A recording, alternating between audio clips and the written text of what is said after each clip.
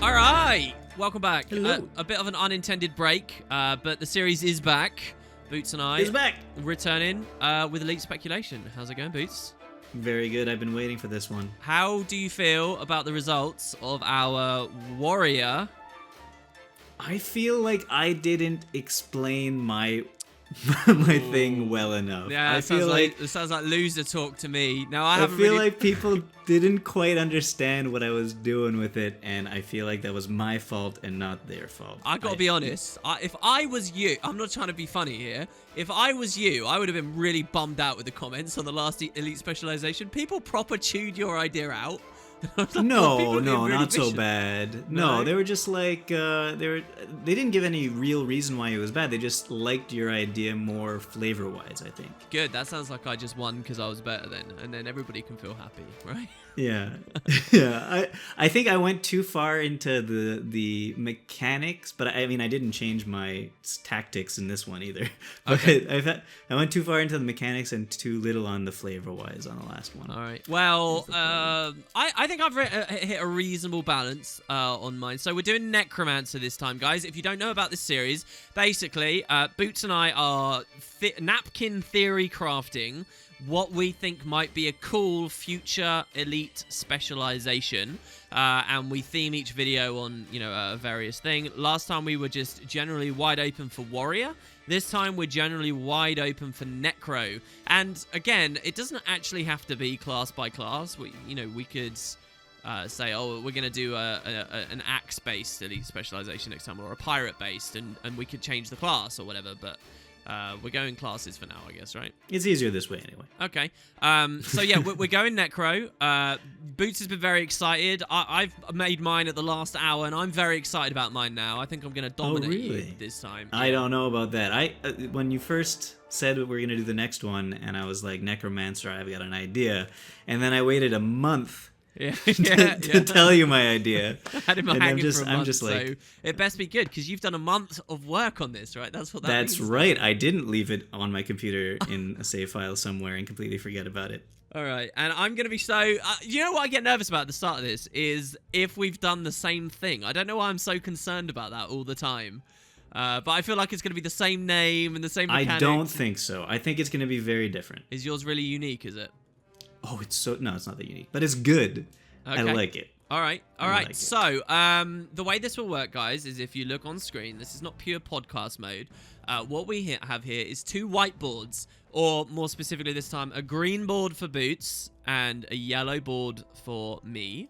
And Boots, I'm playing the game, and I'll be mousing over skills and showing you guys some pro necro gameplay, while Boots is our Bob Ross for the evening. He's going to be writing in all the stuff we talk about as we present our ideas. By the end of the video, each board will be filled with glorious art and explanation representing the two elite specializations. And you guys, the audience, get to decide which one is better. We'll have voting going on down in the comments. Don't scroll yet. Don't spoil it, all right? Come to your own opinion first. Then go down and vote or thumb up or tell us what you think, okay? So, yeah, Necromancer. Just before we jump in, what do you think... Necro really needs in sight of having a Scourge and Reaper already in the game, Boots? Like, you don't have to spoil your idea, but have you got any particular philosophies on the holes in the class and stuff? What Necro needs? No, Necro's perfect. Nobody ever complains about Necro. Necro is like the worst class in the sense that it's so hated on in some formats and so for being too good, and then it's so hated on in other formats for being too bad, you know? Like, it doesn't seem to be in the middle ground. The weird thing about Necro is that I did not address with my class any of this, but I feel like Necro has the issue of it could be tanky and punishing, but it's always been kind of slow and in some ways squishy, even though it's tanky. Yeah. So yeah, and that's what I would say. But I haven't addressed any of that. Brilliant. You shouldn't reveal that, man. You shouldn't reveal that. All right, so let's start it off simple. You can go first. Give me the name of your elite specialization. All right, so the name of my elite specialization is the Infernal Master. Oh my god. All right, that sounds pretty cool. All right, what about yours? Mine is called the Diabolist. Oh, that does sound very similar. Yeah, it does, doesn't it? So So what's the flavor and the idea, like the theme of yours? What's your like lore behind your guy? Okay, so I wrote this down. I'm not gonna write this down on the board though. Okay. All right, let's hear it. Just tell us a story, Boots. You are a master of the infernal arts. With your understanding of sacrificial rituals, you are able to summon and bind a demonic minion to do your bidding. This Infernal Incarnate serves you until its death, and together, through sacrifice, you can make each other more powerful than you were alone. Oh, okay. So you've gone with like a demon minion-y guy. Demon summoner, yeah. That's exactly what I've gone with. No That is freaking exactly way. what I've gone with. Bullshit. Like a Diabolist is like a demon occultist, so it's there in the name already. I'm not lying. So I did not write as much lore.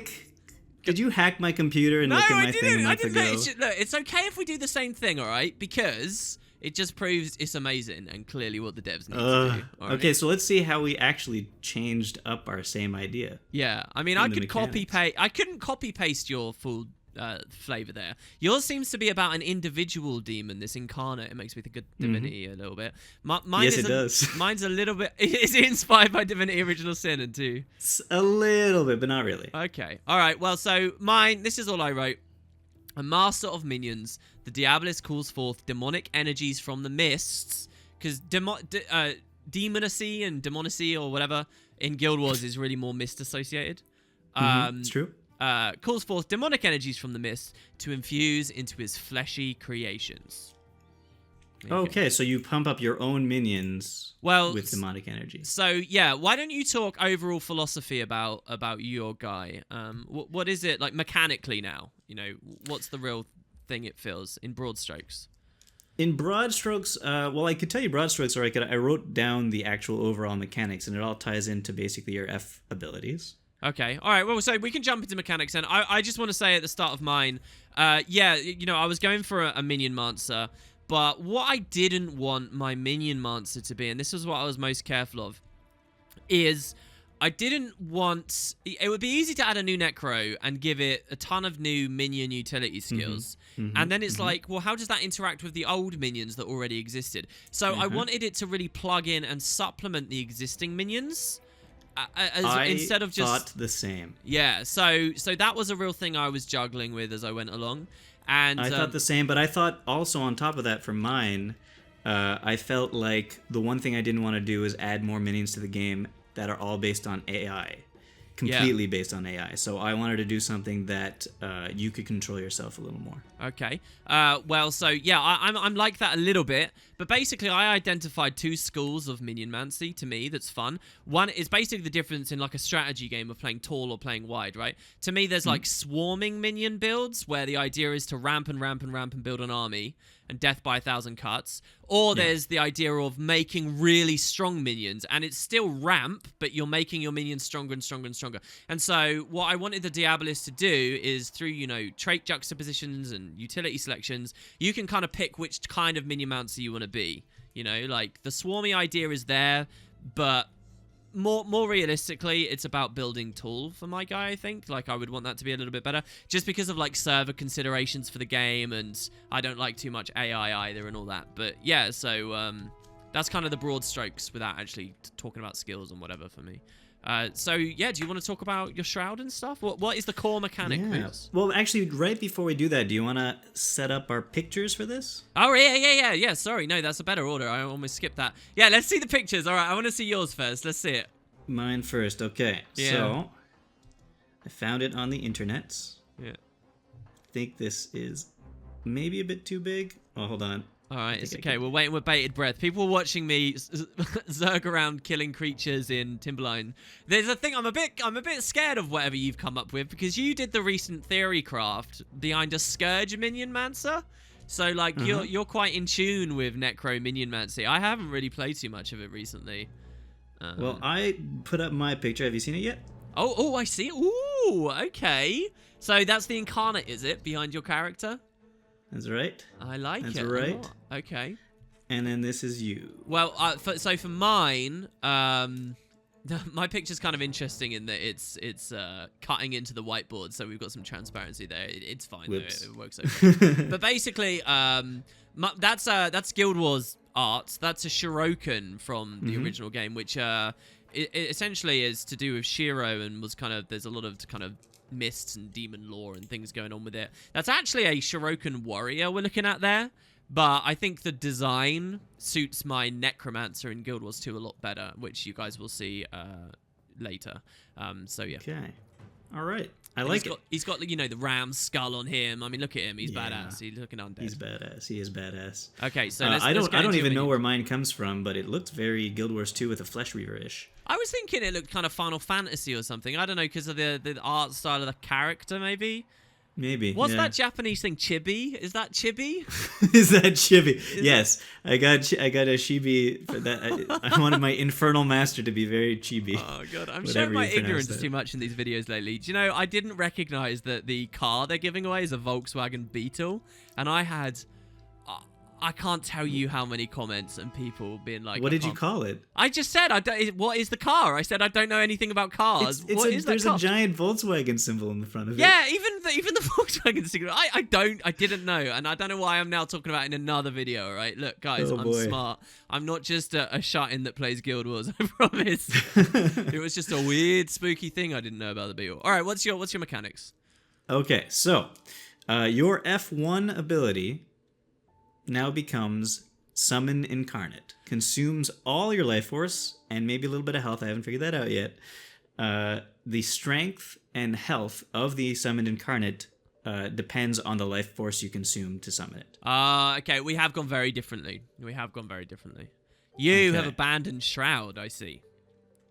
Yes, I have completely abandoned Shroud, except not entirely. You still have a form of it in this. You ready? Okay, I'm ready. So you have a few more F skills. F2, F3, and F4 are all skills that consume your life force and maybe a little bit of health in order to order your incarnate to perform special attacks or buffs. Oh, I see. You got a bit of the sacrifice thing in there. I like that a lot. I was thinking of doing like a blood magic-y, sacrifice-y guy paired with a minion as well. Now, finally, F5 is maybe the most important thing, is Inhabit Incarnate. It's kind of like... I was thinking of instead of calling this Infernal Master, I was thinking of calling this Soulless Beast Master. Okay. Because it's kind of like the opposite, the inverse of a Soul Beast, in that instead of your pet coming into you, you go into your pet.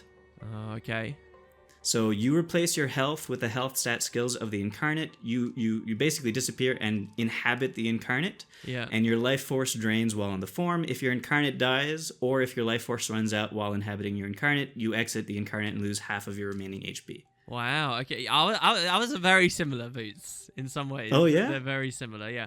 So what I was wondering is, what do the various Shroud-oriented traits in Necro do on your elite spec? Because I thought something like yours, and I thought like the minion would have 5 skills, and he's proccing your traits. Does that make sense? You know? Yeah. Well, the minion has his own skills, and he'll do AI stuff automatically. But also the things you could order to do are stronger than its normal attacks. And obviously, all the traits that affect your Shroud number skills will affect the F1, F2, F3, and the F2, F3, F4, and F5 skills. I think the auto attack, like for example with Doomfire, the auto attacks of the Incarnate will do burning. Yeah. Because I was literally about to ask you that. Or when you summon it, it explodes burning where it arrives. Maybe that as well. Yeah. But more importantly, your Shroud, when you're in Shroud, is when you use your F5 and you inhabit your incarnate. Okay. I like it. All right. That makes a lot of sense. And so then you can keep all those synergies and whatnot. Exactly. Okay.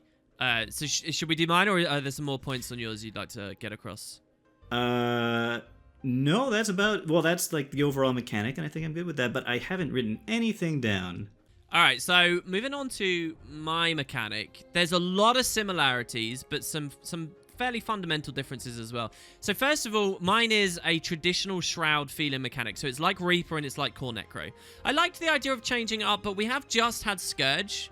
And I've seen some people online saying, oh, I don't like the way that Scourge doesn't feel like a normal Shroud. I do think the majority of Necromancer experiences should be that kind of life force becomes your health, what you expect on core Necro thing. So I stayed with a more traditional kind of Shroud, right? So what I do is F1 doesn't put you into Death Shroud. It doesn't put you into Reaper Shroud. It puts you into Demon Shroud, right? Yeah. So I've got some thoughts, like visually, theme-wise. I think it would look very misty, obviously. We're dealing with a mist here. But like a little bit more red tinted because of that demonic influence there. Now, how Reaper has a scythe, like all of the flavor of its skills is even though it's not a weapon in the game, it's a scythe, scythe attacks. Yeah, staff. Well, for in this Shroud, in Demon Shroud, you get double flails. And why do you get double flails? Because Demos is a badass demon or demon thing that we saw in the recent Bastion the Penitent, and he looks amazing with those flails. So like visually, I'd want like that similar kind of thing. And all your attacks are going to be swinging those around and like close point control near you, right? Like so sort of, which is already a pretty necro-y thing, I guess. But do you get all those hands as well? Sorry? Do you get all those hands? Well, no, you're not actually meant to look like Demos, but maybe you could do all the hands clasping around your neck and stuff. Come on, I mean, I would trust the artist to do a good job, but that would be the idea with the weapons, like they're these kind of flailing around maces. Okay, so anyway, that's all just just the flavor of it. So here's a big difference with Demon Shroud compared to normal. So normal Shroud, you dip in, and it becomes your health, right? That's the same on Demon. So while I'm in Demon Shroud, life force is acting as health. But in Reaper Shroud and Core Shroud, to be in them, your life force is always draining. For the Demon Shroud, that doesn't happen anymore. You stay in it. Your life force doesn't move. Your life force only depletes through being attacked, right? Because it's your health now. Instead, to maintain Demon Shroud, it's your health underneath the Shroud that is draining, right? So you're like sacrificing your blood to sustain in Demon Shroud, if that makes sense, right? And there is that sense that you'll eventually be forced out, but it's more risky now, because if you hit 0 health while in Demon Shroud, you get kicked out and you're immediately in down state, all right? So... okay. So, like, you just get a lot more powerful, I guess? Well, yeah, so it's to do with you go into it not to sustain from it or whatever necessarily, though you will, because you get this extra barrier in front of yourself essentially. But it's to gain access to the skills that are there, right, and the various interactions with that. So yeah, you're draining your health to be in Demon Shroud, and yeah, if you let yourself go to 0, you're down. A bit kind of like the Hollow interaction with overheating. It's a punish if you're not watching closely. Yeah? So that's kind of the way that all works. Now, and by the way, I want to note at that point as well why that would be really fun to synergize with Blood Magic, because Blood Magic can heal you while hiding in Shroud through your life steals. So Blood can allow you to stay in Demon Shroud a little bit more because you're healing in there. Right. Through that stuff. Anyway, and Blood also shares life steal to your minions, which then gives it over to you, and that's the minion synergy. Anyway, so to the skills themselves, the 1, 2, and 3 I'm going to kind of gloss over. However, the auto is going to be kind of an interesting thing. You swinging your flails around as you attack foes. It's called Devourer, all right? Devourer is actually the name of one of Demos' skills in the Bastion wing. But what Devourer does for you in Demon Shroud is you attack people, but as you land the strikes, it empowers your minions, right?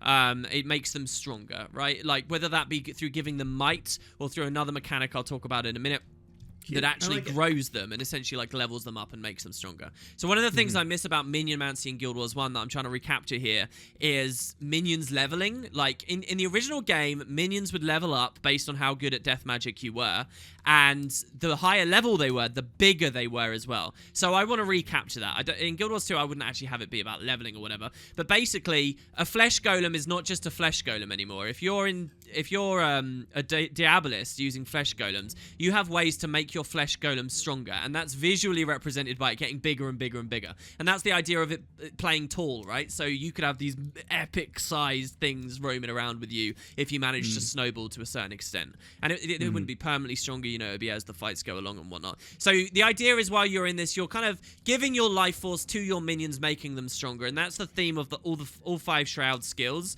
They're all about just empowering your buddies, right? But you don't any of them summon minions? No. But you don't actually summon anything while you're in there. So you're still relying on summon stuff from traits, from the core minions and your new utilities. Do any of your new... A couple do, but we'll talk about that in a second. I've already been too long on this section. So anyway, that's the first 3 skills. You know, whatever quality of life you need, and that's just the general vibe and theme, right? So like on Reaper, you know, they gave you a gap close, they gave you some stab, they gave you some damage reduction, they gave you some fear. I can't be bothered to work out the minutiae of all the little bits of quality of life this Shroud would need to give you for the first 3, but, you know, they would be there, right? Let's just assume that.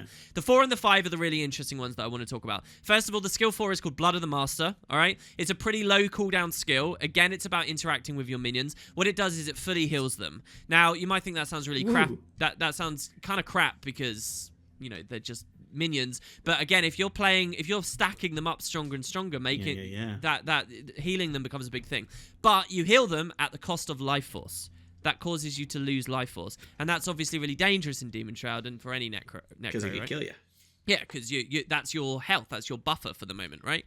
And you might be on really low actual health underneath the longer you've been in there. But it's called Blood of the Master. It's just like in Guild Wars 1. You sacrifice yourself, basically, to heal your stuff up. And I think it would heal them and also, like, tier them up. You know, make them 1 tier stronger and bigger. That's the skill 4.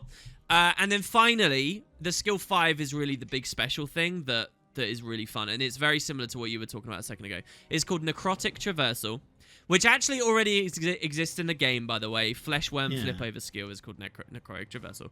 But it's called, you know, we could change it to something else if we like.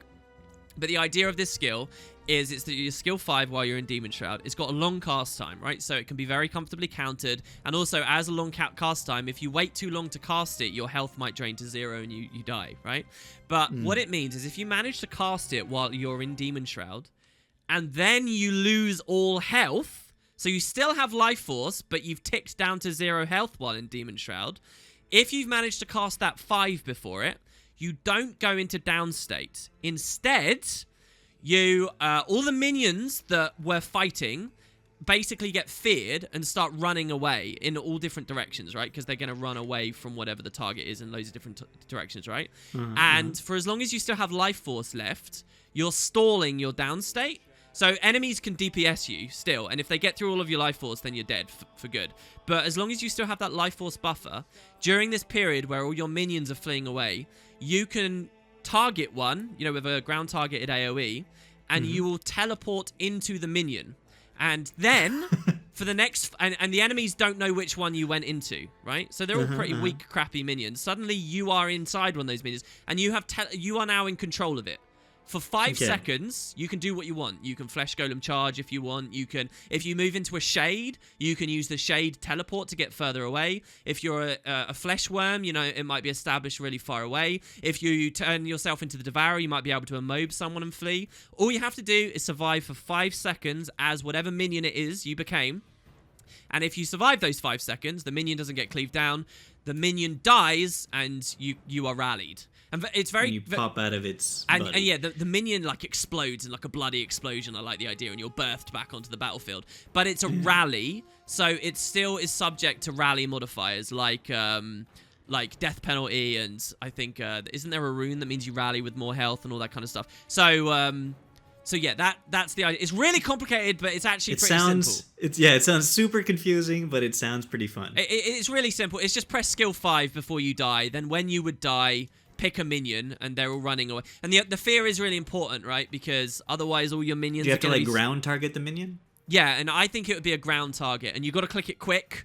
And so as far as the opponents are concerned, they can counter you by interrupting the initial cast, or they can counter you by breaking all of your life force while you're choosing the minion to go into, yeah? Yeah. But they don't know which one. So if you're trying to fight this Necro, because it's a comeback from life mechanic, essentially, right? So it's got to have a lot of counterplay to me. So if you're fighting the Necro, and you failed to interrupt it, maybe they gave themselves stab or something and went for it, and you know that they're about to pick a minion, what you do is you quickly change targets and you're trying to cleave all their minions down. And before, you know it's a risk they could do it as well. So what it means, it's kind of a thing I've always wanted for Rangers, where I want there to be a reason to attack the pets, you know?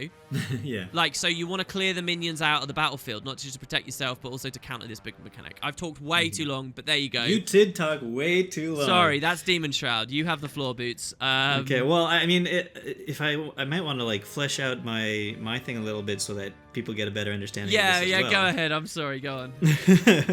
So when you inhabit Incarnate, so F2, 3, and 4 are consume a little bit of life force, doesn't attack. I figure one of them is at least going to be a ground target attack that moves the guy, your Incarnate, to that position as well as do an attack. Yeah. So that way, when you have your F5 and you want to do Inhabit Incarnate, you can essentially teleport wherever you want, wherever your Incarnate is. I like that a lot. Yeah. Yeah. So also when you're inhabiting your Incarnate, it will have instead of its normal AI attacks, and maybe instead of the F2, 3, and 4, it'll have its own. Your 5 weapon skills will be replaced with 5 new demon skills. Okay. And they'll be interesting depending on what you're doing. I don't know. I definitely think that should be a thing. Yeah. Yeah. Probably the auto attack for that one will also interact with Doomfire. But yeah, I haven't gone deep into what each of those are going to be, but they'll be interesting and cool. Yeah. I mean, we both went for the same thing. Basically, what I wanted was become a minion to save yourself from death. See, back in when the game was in alphas, the summon shade, that was actually a death shroud skill. And what happened when you died was you didn't have a regular down state. Like, I think you became the shade or something, and you could teleport around. It was really weird. I basically wanted to just get a bit of that flavor in there. But as soon as you do something like that, even if you can imagine it being quite comfortable and fluid, to talk about it takes a long time, I like that we both have similar inspirations on things. Yeah. So you inhabit little minions and try to survive. Mine is inhabiting a big minion and try to kill. Yeah. Well, what I really wanted as well, I mean, I could talk about it a load, but I wanted... There's a fun reason to do, and it's a fun idea to do it into your flesh golem, because you can charge away and blow people up. That's really good for sustain. It's fun to do it for all of them, really. One thing I think is hilarious. What if you did it into a bone minion and you can explode, killing yourself, but it's like a super strong skill now, Yeah, if it gets pumped up or something. Yeah, exactly. But, you are willingly sacrificing yourself there to blow everyone up around you. It's interesting. I like how... So your embodiment of your minions has a bit of flavor because you could embody any type of minion you have. Yeah. And when we get to the traits, mine gets a little bit like that as well. Okay. You're going to hate me by the end of this video, by the way. You're really gonna hate me. You are going to hate me. You have a lot all right, to say. Anyway, it's your turn. Tell me what weapon your guy uses, Boots, so we know what our shrouds are now. What weapons your guy using?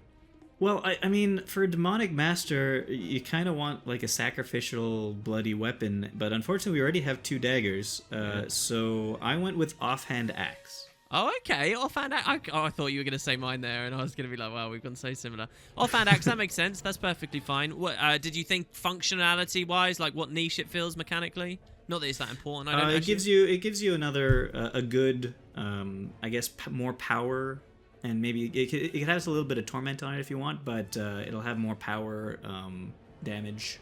Yeah. For your offhand weapon. You don't have much in the way of power damage for offhand weapons for necromancers. Okay. So I went very similar. I've actually said sword main hand though, and you can actually see Pardon? I like that. Yeah. One of the main things that inspired me was the concept art. Actually, I was like, oh yeah, the sword that could work pretty well. And again, it's kind of sacrificial. I don't really care too much what mechanical niche this feels. I think the devs might have been onto something with Soul Beast for POF where. If you actually look at the raw skills, it's like there's enough to make it a thing for either Condi or power builds. Where the coin toss eventually landed, I don't think the devs actually cared that much. They just baked, just enough poison and bleed and flat and all that kind of stuff. So I'm actually pretty blasé about this. What I like is the general idea though is I think it would actually be a ranged sword, and my thinking is actually the complete reverse of yours here. I wanted something... need far power damage. Yeah, so you've already got staff, which is like poke and a bit of Condi poke. What I want is a bit of power poke, a bit more power-oriented poke. I know that those marks can hit reasonably hard, especially like... so you could do like sword focus or something. Yeah, what I really want is it's going to be like magical... So people who played Guild Wars 1 and know how those Shiroken with the swords worked. I want like magical like swords that like sort of you conjure... as you summon from the demon realm, and they maybe like spike around a bit like how shortbow feels on Renegade, a little bit, but instead of it being like condi packets, it's flat and it's on a sword. You know, they're throwing swords.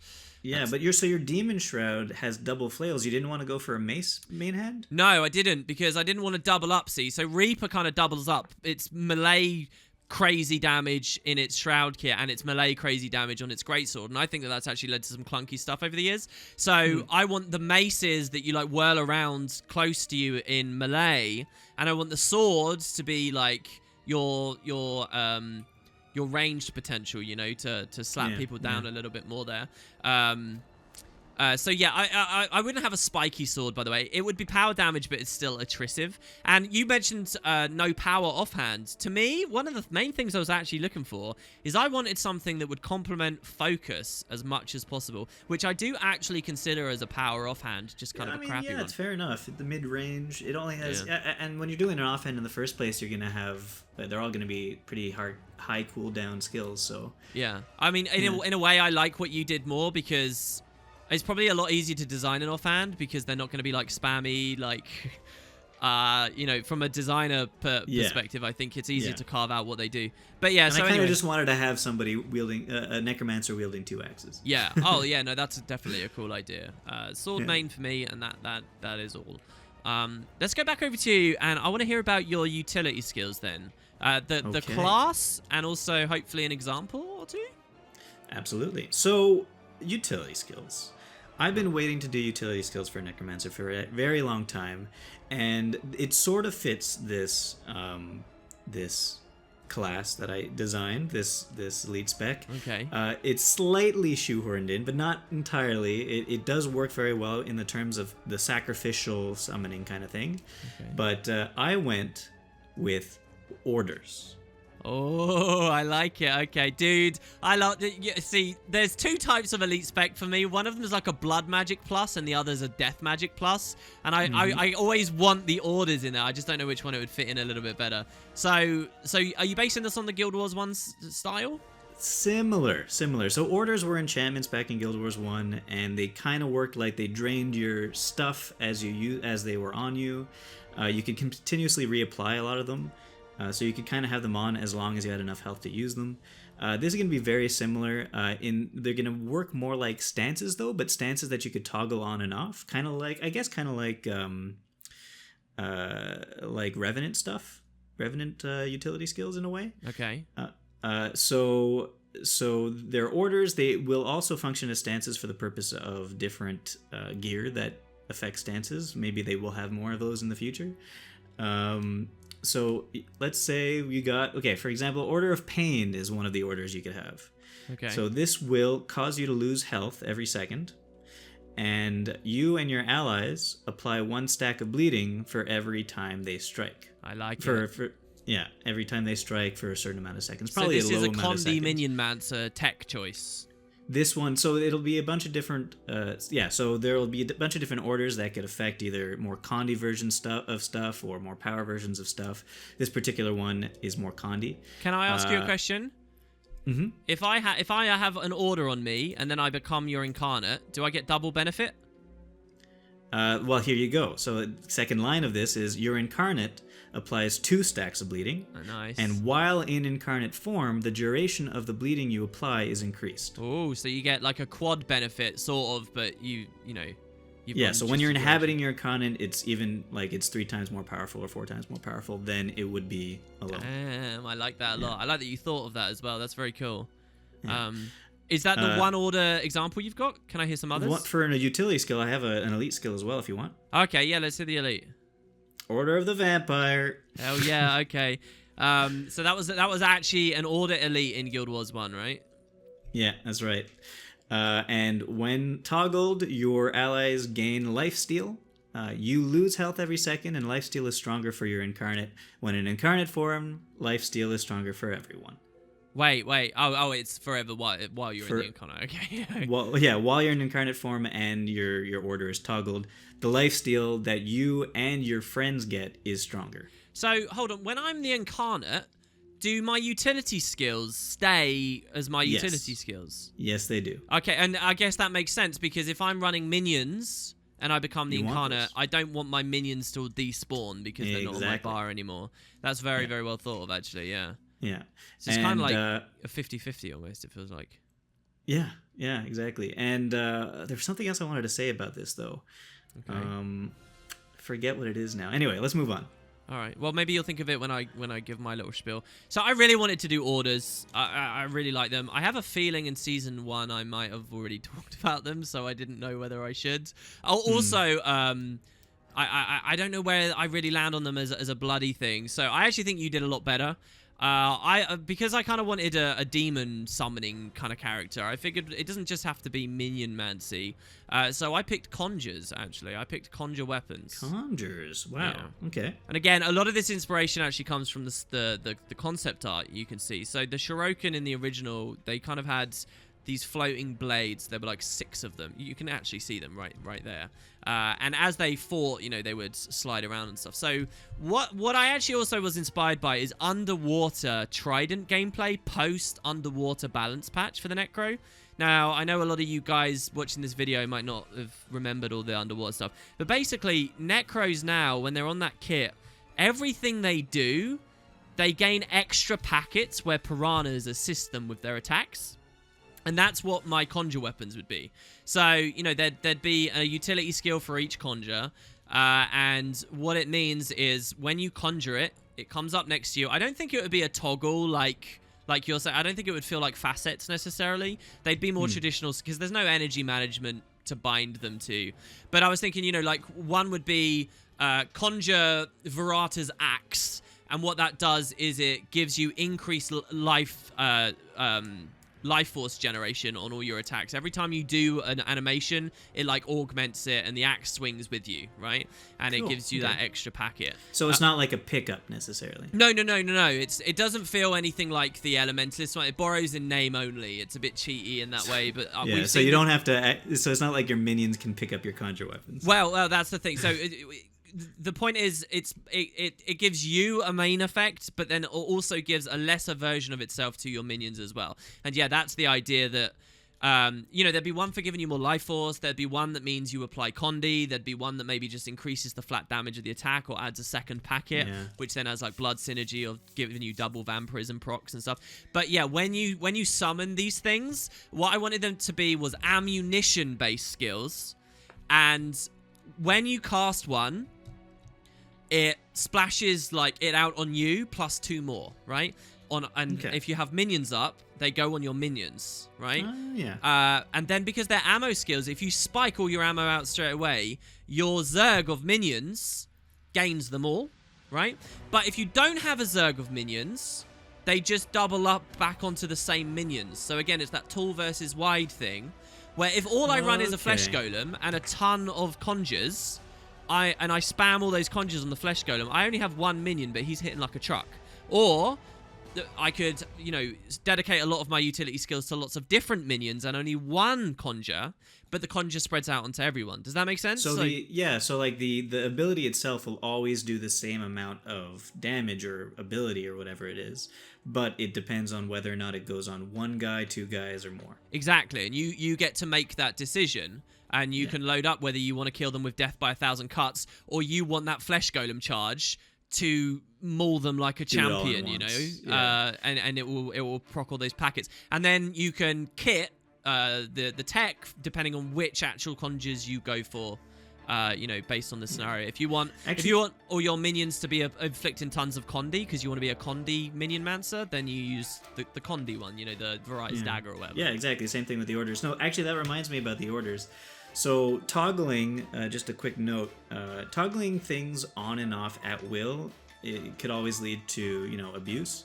So you could toggle it on and toggle it off whenever you want, but there will be a cooldown between when you toggle it off and can toggle it back on again. I see. Okay. All right. Yeah. And so the stuff like the Order of the Vampire is nice because since it's lifesteal, it kind of counteracts the problem of losing health, which is built into it. So if you're attacking fast enough, maybe you're able to, maybe as the Incarnate, if you're attacking fast enough somehow, you're able to continuously have this order up without losing enough health that you die. Yeah, that's really cool. You should have like a trait that gives the incarnate quickness or something, so that you can get the value and things off of that. That's really cool. Yeah. So I want to give you an example of a skill that's, I was just giving you the broad strokes, but I did have one minion summoning thing on the whole thing, right? So it's Conjure Weapons phylacteries, right? And again, it's a thing that goes on you and your minions. And basically, it's a mass summon thing. So my favorite mass summon in the game is actually Rise, but that's on Reaper, and you can't have two elite specializations at once. So it's kind of like a Rise replacement almost. But it's not a shameless ripoff. This one is you gain the phylactery, and it's when you strike a foe with the phylactery, summon a minion. And then your minions gain the phylacteries as well, and it's not when they strike, it's when they die. So it's a little bit like the shambling horrors into jagged horrors from Guild Wars Nightfall. Okay, and how long do they last? I don't know, whatever would end up being balanced, right? But the idea would be the minions die, and if they die while they have a phylactery on them, the phylactery resummons that minion, and you get the Variant Horror, the new minion, out of it. So then you do get a net gain of minions. It's not just resummon your minions, it's a net gain. And that has some really fun potential. If you proc a Variant Phylactery at low health, then quickly dip into Demon Shroud and get Blood of the Master up. Not Blood of the Master, you get your skill 5 up. You inhabit your minion, and you have actually saved your own life with the phylactery, right? Because it's going to get cleaved down, but then you respawn, and then you actually properly come to life. It will be cool, right? So it's also a nice interaction with the minion skills you currently already have, like the little bone minions or whatever they're called, that you never really want to sacrifice them, but now you can. Yeah, exactly. To blow them up. So to the elite, this is where you're going to hate me. I've probably already done enough, right? And you've got the incarnate thing. I was thinking of adding so the elite was really difficult because I want Flesh Golem to feel valid on this elite specialization. I want Lich Form to feel valid on this elite specialization because it gives you the jagged horrors. They're not even called jagged horrors anymore. They're called something else. They like explode on death or something. Yeah. I want that stuff to feel valid, right? I don't care about Plague Lands particularly on this elite spec. So how do I do that? Well, you could make it a minion, but then it's just going to compete with Flesh Golem. So instead, I went with a transform, which it's like Lich already exists. But so basically like a rampage for Necro, shamelessly, is what I went for. But so it's still a Conjure. It's Conjure Canaxai, who's also one of my other favorite demons from this franchise, who was, an elite boss from the original, and he's like this badass red-looking demon with an axe. So you'd have an axe in this. How Rampage, you got just your fists. So yeah, I think you'd probably hate me for that elite because it's like, I've even got... Your whole thing is becoming an incarnate, and it's really cool to become this other creature. I just sort of slapped that on the elite at the end. So the elite just summons it and you become it, or it it summons it and you become it. It's not a minion. It's a transform. So you conjure him, just become that, and you become him. Yeah, same as you become the Lich, right? Implicitly as that's done. Kind of like become the bear, become the leopard. Yeah, and I use the Rampage comparison. It's not that it's flat damage and CC. What I would actually want it to feel like is, imagine if there was a Revenant on sword, but as a Rampagey form. That's what it would feel like. It'd be actually quite a fluid, versatile, teleporty kind of thing again. Okay. And so it's basically Rampage. Yeah, that's the thing. So there you go. I even went into a little bit of detail about... I'm not mad about that because I feel like the whole F1 through 5 and the utility of the whole class that I have for becoming the incarnate is a lot more intricate and can be used a lot better. You're right. You've built all around yours. I've tacked mine on. Yeah. So that's totally fair. Also, by the way, I had a thing which was, when you become Canaxai, you destroy all minions and weapons you currently have available, and the more you broke and destroyed, the stronger Canaxai is. Yeah? So, if you pop Canaxai, if you don't successfully do whatever you were trying to do in the form, when you come back out, you got nothing at the end. So, there's a big thing there where it's like, just survive the transform, but it scales based on your minion mancy stuff. So that's where that actually, it's not fully tacked on. That's the little bit there as well. So yeah, let's talk you about wanna traits. do the traits? Yeah. All right. I'll do my minor trait first. Okay. Minor. So this is always active, right? This is an adept. This is an always Exactly. active trait, yeah? This is an always active. So therefore, it's a little bit bland because you don't want it to be... Yeah, just so that crazy everyone overpowered. watching the video knows that it's not supposed to be, This is not a choice of what you could do. This is inherent to your thing. In fact, it could be part of the overall mechanics. Yeah. I mean, it can be a Grandmaster Minor and it feel quite strong, but yeah. Yes, this is a Grandmaster Minor. Oh, okay. So any boon you receive is shared with your incarnate. Okay. There you go, flat out. So you could get boons on yourself, and maybe you like share boons with your incarnate, and then when you become the incarnate, you have all those boons. I've got to give you my minor now, man. I've got to give you my minor. Okay, but wait, I have another minor trait that's not a GM Okay. that interacts with this. Oh, okay. When your incarnate dies, all of their boons are transferred to you. Okay, that's cool. I think that's very cool. It reminds me a lot of a Mesmer trait. They've got that for the phantasms. Kinda, yeah. When yeah. phantasms die. But that's a major that they have to pick. Yours is a minor. Is there a lot of boon application going around for the... Because I don't think we've really talked about Well, that. there is if anybody puts boons on you as a necromancer, like because any boon you receive is shared with your incarnate. Hey, that's awesome, dude. I went for a very similar philosophy here. Is there anything else you want to say? I don't want to cut across. No. Okay, so for me, Grandmaster Minor, almost exactly the same. Demon Aura. Incoming boons are copied to minions you control when in Demon Shrouds. So not all the time, but while you're in Demon Shrouds, if you're getting boons on you, you're getting them, and then they're also splashing out onto all your minions at the same time. So if you're receiving support while you're in that Shrouds, you're being given protection and stuff, that's splashing around onto all your minions. The might you receive is splashing onto your minions, and so on. Nice. So yeah, really, really, really similar, right, actually. Yeah, basically, yeah. Basically the same thing. And again, same philosophy as you. Scourge was like might application and stuff, and we can argue whether it really did well with that in the end and blah, blah, blah. I figured because that was there. My guide doesn't actually have much boon application, but it benefits enormously from people that do. And it benefits normally if it gets it from its core specialization lines, right? That's kind of the idea there. If I did want to go for anything, it would be might, though. So I only picked one minor. And yeah, I had it interact with my core mechanic, Demon Shroud. I feel like that's what they often do on elite specs, Yeah, exactly. And this too, like core mechanic, you become your Infernal Master, your incarnate, and you have all those boons. Yeah, so have you got a major for us? Because I picked a Grandmaster. Do you have a big trait? So like an actual trait, yes. Yeah, let's hear him. So I have a Grandmaster major trait, and actually I have 3 of them. And cool. So are we going to see like 3 distinct lines, like the Hollow thing? Very, very similar to Hollow in the way. So the 3 GM Grandmaster traits. That's a little redundant.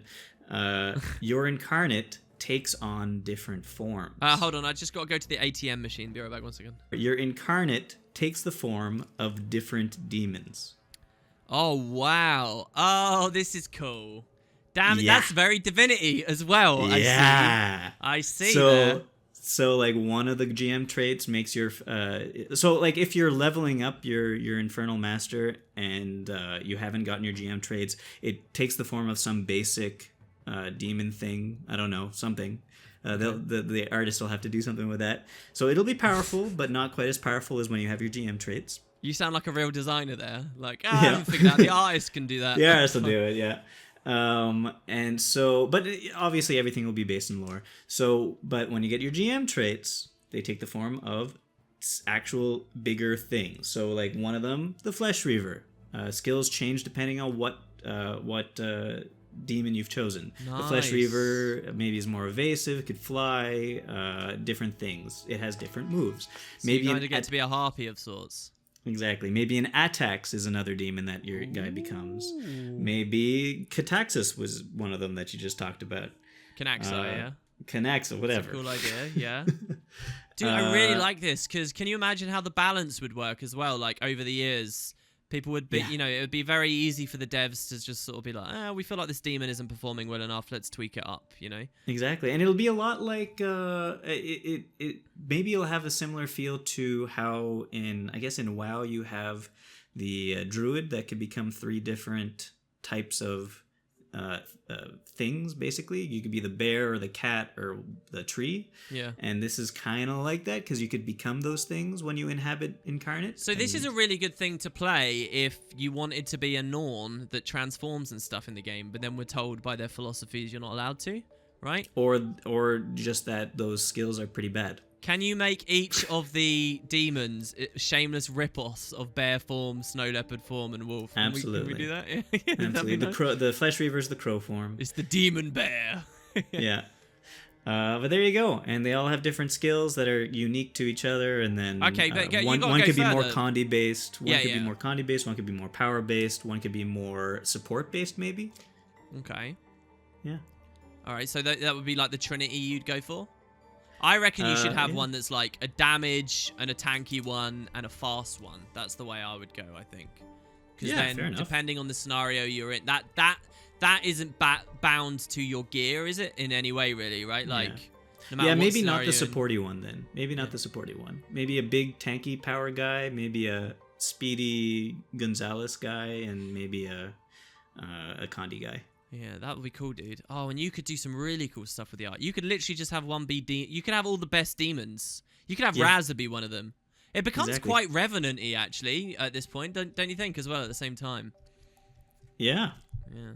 And there's always been a lot of crossover. That's not a criticism from me. There's always been a lot of crossover between those two classes.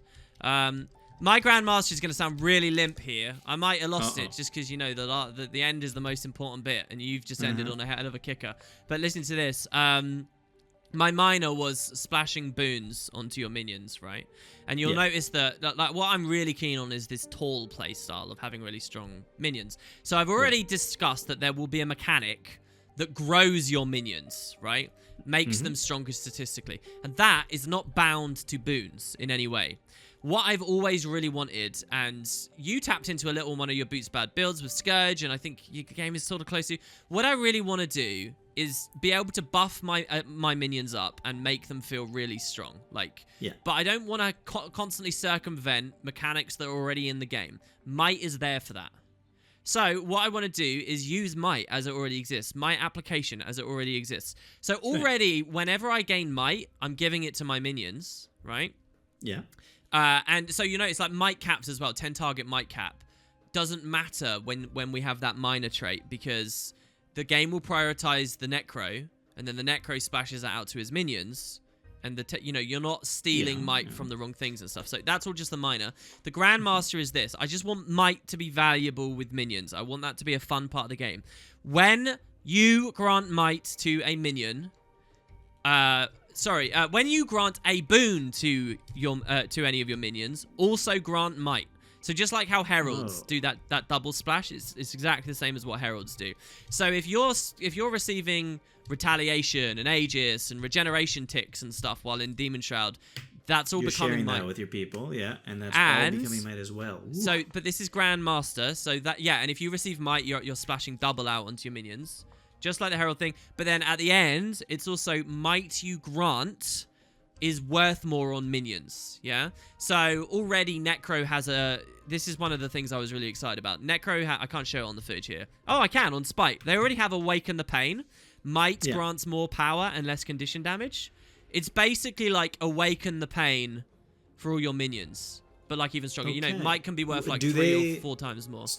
Right. So do they stack with each other? And they stack, yeah. So you've got like some cool blood synergy Theorycraft. You've got some cool spite synergy Theorycraft, because you could run an Awaken the Pain Diabolist and then you're just going and you can grow your minions really heavy and then try and Might stack the crap out of them and then well, your minions are probably going to have 25 stacks of Might all the time. Yeah, but well, no, not all the time. It depends, because Necro as well at a base doesn't actually do too much boonage on itself, Blood is power. But if you're getting that support, and you could cast Bip, and you've bipped yourself and them, and oh, dude, come on. And blood is power, as well is such a minion-y thing from the Guild Wars 1 as well. Blood is power and Blood of the Master. I've given you Blood of the Master back in there. But anyway, the trait itself is pretty simple. It's just like a might splash for thingy. I don't know. I feel like with Spite, though, Necromancer does get a ton of boons. Like yeah, they actually you constantly generally might on yourself. Do you remember Reaper's Might? I'm mousing over it in game right now. People can't see because our whiteboards are in the way. But they actually did get that Shroud 1 grants Might thing. Mm-hmm. But the thing is, your Shroud 1's different in Demon Shroud, and you're not going to be hugging in it too much. That's true. But that's the point of Demon Shroud as well. Demon Shroud is there, not really for damage for you. It's to empower your minions, you know? It's not the same sense as it is with Reaper or whatever. So with that Grandmaster trait, you're doubly empowering your minions with auto attack. Yeah, while auto-attacking in Shroud, you know? If you go the Spite combo, right? But taking Spite means you don't get Soul Reaping, so you're not as safe in Shroud, you don't have access. Maybe Demon Shroud has a really long cooldown to get in, so you really want to run the Soul Reaping combo, but then you can't take blood to reap. There's a lot. It could be so fun, man. I love Necro. I really think Necro is one of the best classes in the game. Well, I feel like we definitely hit upon a theme that we think Necro should be, which is Demon Summoners. Yeah, and we both went Minion Mancy. Yeah, dude, it's kind of cool, actually. I noticed that neither of us went stealthy stuff, which surprises me. I thought you might, another completely different archetype I was thinking of, if not like the vampire blood thing, but is the idea of a ghost elite spec that's very much about flighty movement and stealth on a class that doesn't have it right now, you know? Neither of us I mean, maybe that's one of the types of demons. Oh, damn it, Boots! You're beating me now. Yeah, you got a ghost demon. Damn it. And also, if you do want to run extra minions on this thing, there will be some traits probably that pump it up, because there'll probably be a minion trait or two that that pumps up your incarnate. I think obviously the minion traits currently on death or whatever will affect your incarnate as well. So you'll get that 25% damage boost. Yeah. And also I feel like orders could interact very nicely with minions as well. Like if you pull a few minions in there, the orders will affect them, do extra bleeding, have allies for yourself. Yeah, definitely. Do extra lifesteal, double lifesteal. Did you have any temptation at any point on this one to cheat and like nerf something that's in core just so you could put it on your class? No. I did. I really wanted to nerf Death Nova that already exists on Death Magic, so that I could make a really... I didn't go for this in it, but you cannot... Judging is... We're done now, guys. You can make your judgments. But I really, like... There's just little things like that where I keep thinking, oh, if I was actually, you know, at ArenaNet, I would be advocating to nerf certain things to make space for the elite spec in the future. But Death Magic as well. The thing I tried really hard with was to have synergies with Death, because, you know, this is supposed to be like Death Magic Plus. But I didn't do very well at it in the end. Well, why not though? You have certain things that add a few more minions, so the extra toughness thing will be a little bit of synergy. They have obviously the 25% damage boost is synergy. Yeah, I mean, there are synergies because it's minions. We both have that. I just feel like there was nothing really exciting that was synergistic. You know where I actually started? I started with Death Magic has a minor, which is in Shroud gain toughness, called Armored Shroud. And the entirety of the beginning of this with me was I was like, okay, why don't I make that a thing where you really want to be tankier in Shroud? Like... how would that be a thing? And then that's what led me to the health degeneration while you're in there, and I kind of went. Well, it works great for mine with becoming the incarnate as your Shroud. Yeah. Not only do you have 25% damage boost, but you have extra toughness. I think yours flavor-wise should be called like Shrouded Incarnates or something, just so that. Do you get what I mean? So that it's kind of clear that that's where the things are. But maybe that pushes them into an art style you weren't initially interested in. No, demonic incarnates. Yeah, okay.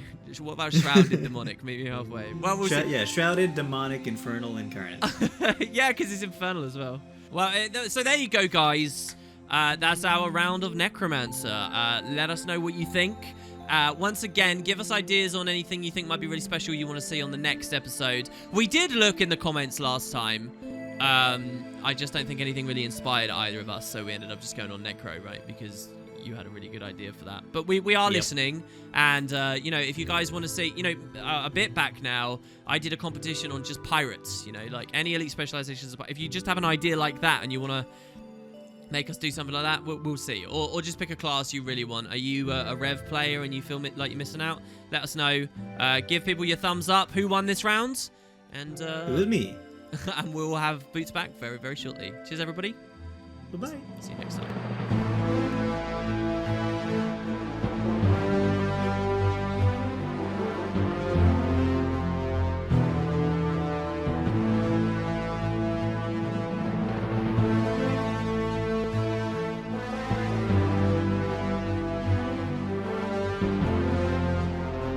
Hold on, I just got to go to the ATM machine. Be right back 1 second.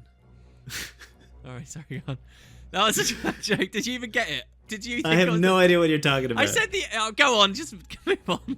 What was that? I said the ATM machine. You know, it's redundant again. Oh isn't it? yeah. Okay, delete that. Rip in peace, Boots. Delete all of that.